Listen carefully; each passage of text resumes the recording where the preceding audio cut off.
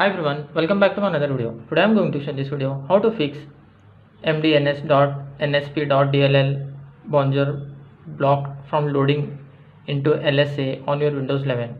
So before going to start the video, if you are not subscribed my channel, please subscribe. So let's start the video.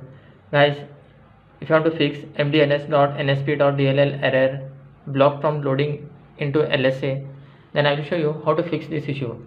First of all, you have to open your command prompt with AndWin access. Just type here cmd, then you can see here you have to click on run as administrator. Here you copy paste these three commands one by one. Just select the first command, copy, and right you have to can see here command prompt, right click on that in the top of the window, click on edit, then click on paste, then hit enter. Then again you have to copy the second command. You have to do all these three commands one by one. After completion of this, just restart your PC. After restarting, hope your issue will be resolved.